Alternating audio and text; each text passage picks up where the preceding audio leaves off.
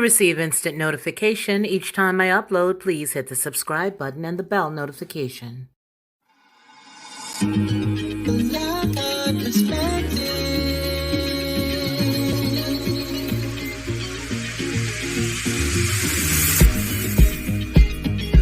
Helping you along the way.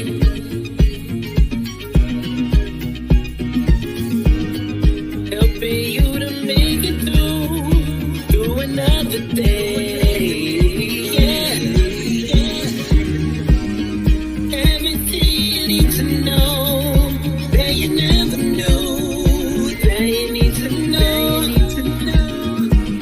Look on perspective.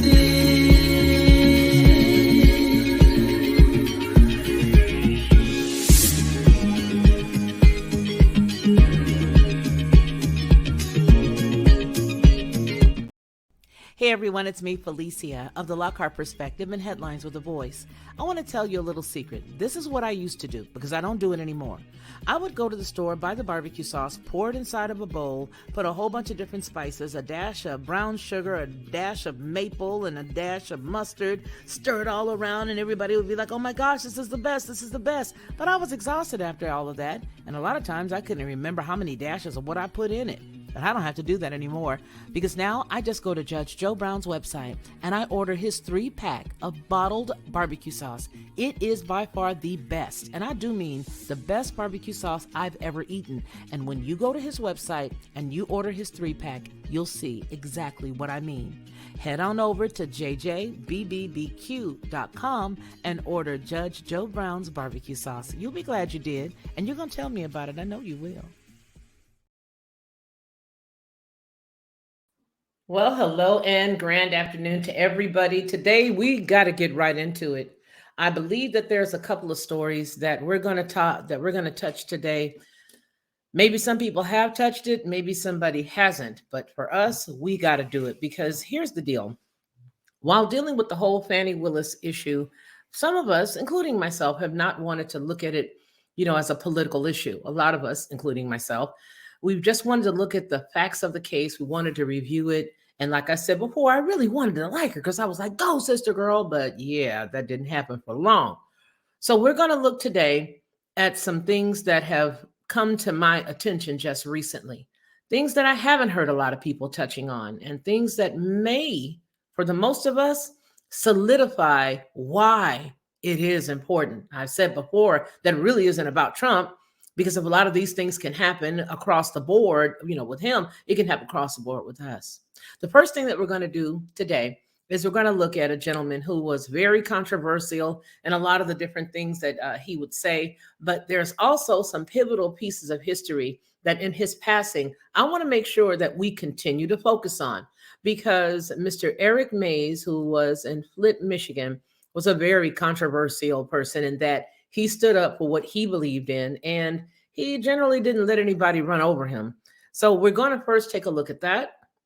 And then after we take a look at that and for his parting, we're also going to go right in head first with a lot of this Fannie Willis stuff that is absolutely, it's troubling at best. It's very, very troubling, because that means that we are in deeper doo-doo than we thought we were.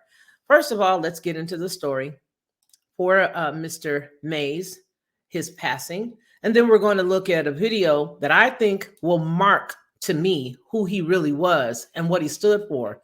So tributes are pouring out for this man as he's passed away. Tributes pour in as death silences Flint's councilman Eric Mays' bold, unwavering voice. The way they put stuff these days. Anyway, it goes on to say Eric Mays, the first ward councilman, a political lightning rod who represents some of the city's poorest, has died at the age of 65, leaving a legacy of fearless advocacy, in-your-face politics, and a common touch that rang true with the voters who elected him 3 times to represent their interests in Flint City.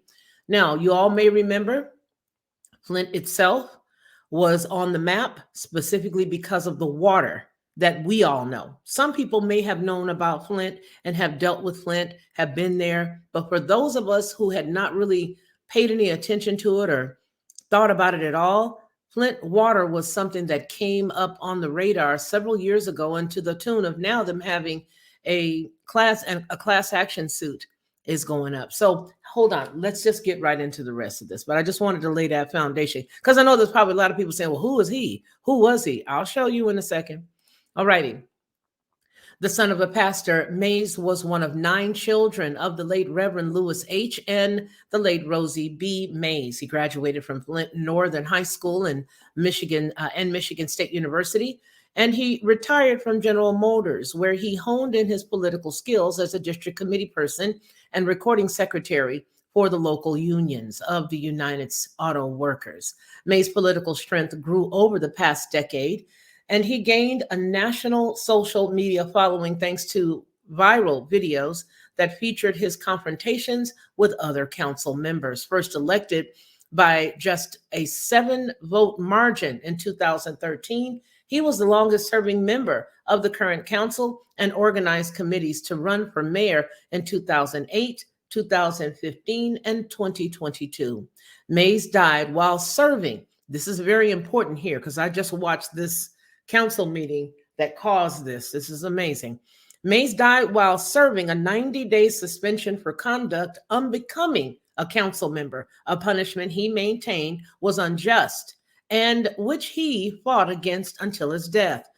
After a judge denied his request for a temporary restraining order to block the disciplinary action in January, a constituent filed her own lawsuit, and we're going to read that in a moment, claiming the suspension of Mays took away both her constitutional rights and her only voice in city government. Quote, he would fight for the underdog.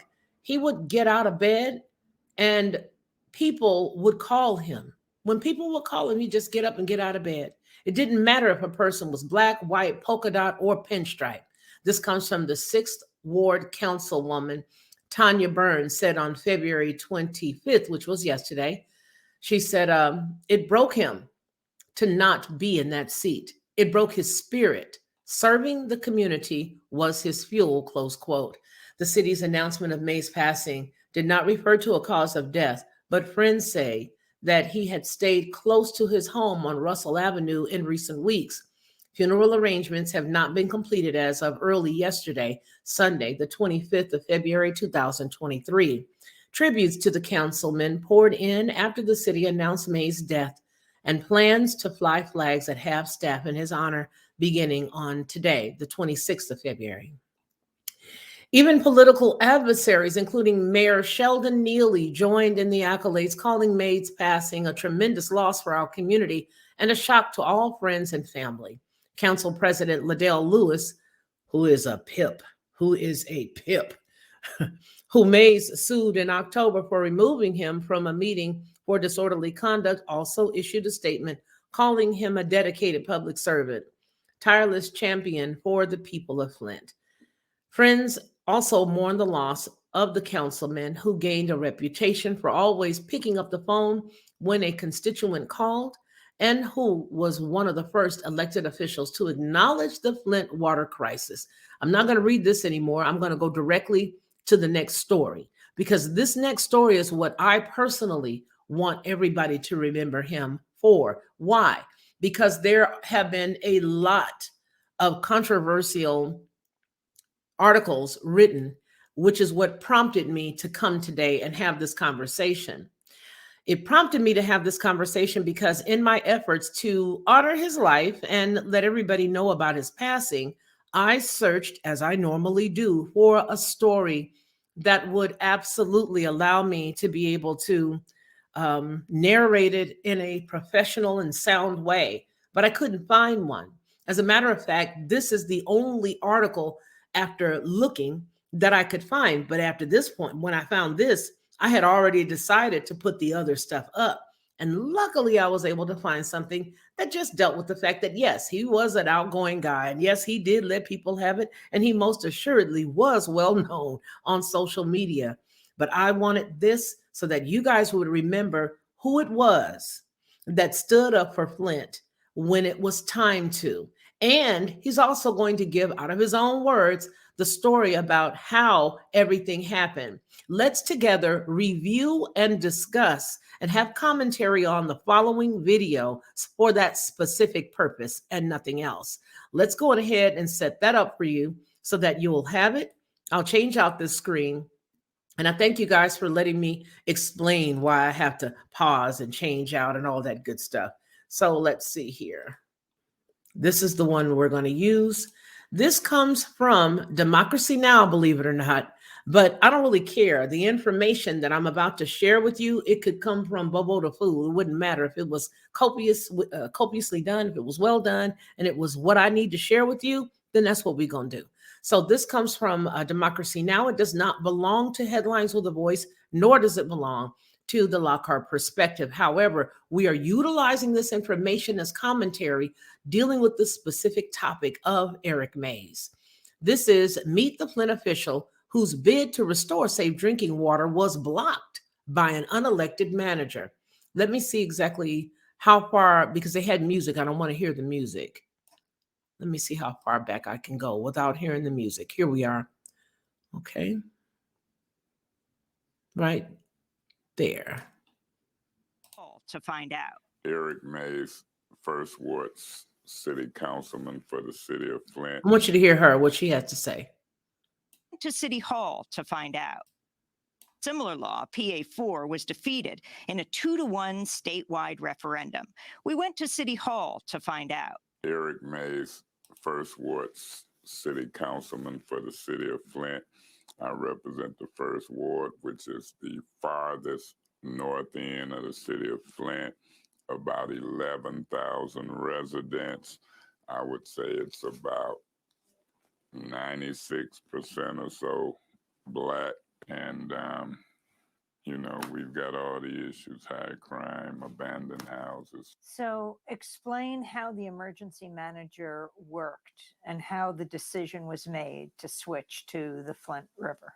Very deep voice. If you look at Public Act 436 and even Public Act 4, whenever a city was in so-called quote unquote or quote emergency financial distress or financial trouble, unquote, whoever defined that and however the city got there with a general fund budget deficit, the governor would appoint a review team, and the review team might recommend an emergency manager come in.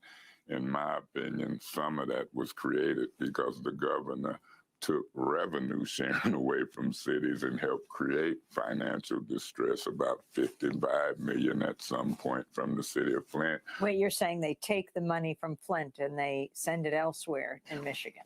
In this case, our money was taken from Flint, Detroit, and other municipalities, and the governor then. Now, I want you guys to listen to this because I'm not going to show you, but I will give you the links down below in the description for another major issue that's going on there right now that would appear to be, and I say appear to be something questionable.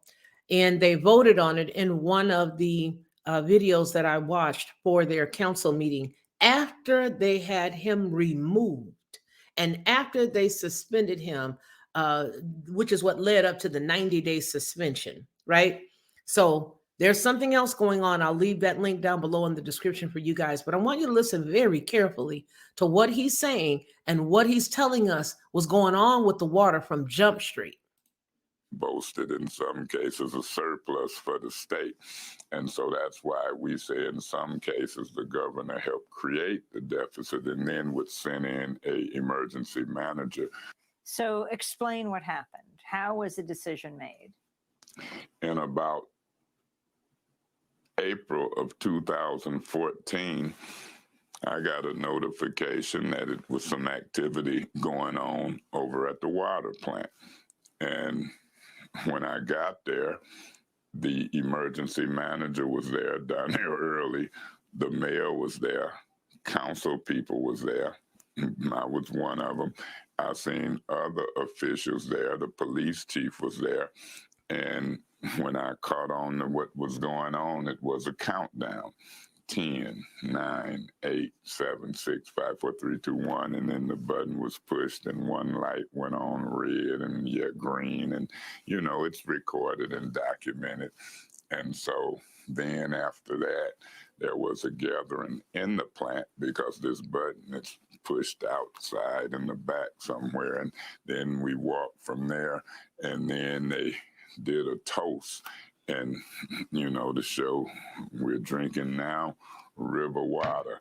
And because of the stigma of the river, I wouldn't really, I held it up, but I didn't feel comfortable guzzling it down with them. And they was, go ahead and drink. And I was like, so, that's kind of what went down. So I was leery from the beginning, but I had no idea. I knew nothing about some of the bacteria. I knew nothing about TTHMs, trihalomethanes. I knew nothing about lead, and I knew nothing about possible Legionnaires. So you introduced a bill in March of 2015 to say return to Detroit's water. What happened to it? I put a motion on the floor, and that motion passed 7 or 8 to 1 to return to the Detroit water. And I think then President Josh Freeman was the only no vote. And so the emergency manager, I think it was then emergency manager Ambrose, I think he talked publicly like that was not something that was smart or shouldn't have been done. He used some distinct words. He used the word, it's incomprehensible that your city council voted 7 to 1 to go back to Detroit's water. I have the quote of the emergency manager, Jerry Ambrose, who said, Flint water today is safe by all U.S. Environmental Protection Agency and Michigan Department of Environmental Quality standards, and the city is working daily to improve its quality. It's incomprehensible to me that 7 members of the Flint City Council would want to send more than $12 million a year to the system serving Southeast Michigan, even if Flint ratepayers could afford it. Lake Huron water from Detroit is no safer than the water from Flint. Well, he was wrong. In my opinion, he was wrong. And it was not meeting all the EPA standards. We found out Kurt Guyette with the ACLU did some good research, and, he discovered to me that the city of Flint was submitting samples of water where they had been pre-flushing, which you shouldn't pre-flush when you're testing for certain things. Water should set at least for 6 hours, and then you test. We found out they were testing maybe certain places that didn't have lead pipes. And so there was some what we call skewed testing samples. That was Flint City Councilman Eric Mays. He sponsored the legislation to switch Flint back to Detroit water half a year before the governor finally allowed the city to switch back. Okay, and so you see that. Now, again, I'm going to explain the reason why I'm not showing all the viral clips and the way that, they like to characterize his behavior. Now, let me just tell you, he's a couple of years, let's see. He's 6 years older than me. 6 years and 6 days. All right. I'm September 10. He's 6 years and 4. I don't know how you want to figure it out, but he's a September person. And when I found out that he was a September person after seeing him going off, I said, you know what? There's a purpose for him going off, because it takes almost the borderline stupidity for me to even get to the point where I'm up here. Something has to be really, really, are you kidding me? I can't believe it type of upset. And so, yeah, a lot of the things that I saw that he had done, a lot of those viral clips, I would crack up laugh because I'm like, well, somebody ripped it. Somebody did it. So I wanted to be I want to be very transparent here. This man did a lot of good things. He stood up for people that nobody else stood up for. I want to say that again. He stood up for folks that other people did not stand up for. No one expected for him to say, hey, whoa, wait a minute now. You guys have already done this. This wasn't a good idea. I didn't want it to be done, but now we need to reverse this and we need to go back where we were because you're killing folks here. You're killing me, Samal. You're killing folks here. And so that's the reason why I want to end it with that. I shared with you he was born. Now, let me tell you, he was born on the 16th of September, 1958, passed away. Get this. And I'm telling you, my spidey senses are up on this too. But nonetheless, I'm going to digress for a second. I'm going to let it go. But my spidey senses are up. He passed away 2/24/24. Okay, let's leave that there. 2/24/24. And there are some unique things that are going on right now in that area. So I'm just going to leave that. I'm not even going to read the statement from the woman who stated that him being away was stopping her constitutional rights. But because we just mentioned that in the other one, but I will let's go and just read maybe one paragraph of that so that way you guys can get an idea of exactly what it was that she was saying. All right. So here, let me share this with you. That's him. For those of you who do not know who he is. He had an unf-withable appearance and an unf-withable personality. And I liked him. There is a Flint woman who has sued the city in federal court, claiming that the suspension of Councilman Mays, remember, he was not even off of that 90-day suspension that the unique woman there from his city helped him get on, which was the council, right? So he was on suspension, but this woman sued the city in federal court, claiming that the suspension of Councilman Eric Mays violated her constitutional rights and the rights of approximately 10,000 residents who lived in the ward that he represented. The class action lawsuit filed by Corinne Harris on Tuesday, just this past Tuesday, February 20th, claims the city and the city council are violating the free speech and the due process rights of all First Ward residents by leaving them without a voice in the city government, while Mays served out his 90-day suspension for unbecoming conduct. After watching them, the way that they behave in their council meetings online, I've determined that a lot of people were acting in an unbecoming way. I think they get upset with him because he's not just going to let him, he wasn't going to let you just talk to him any old kind of way, period. And you know what? There are not a lot of men around here these days that are like that.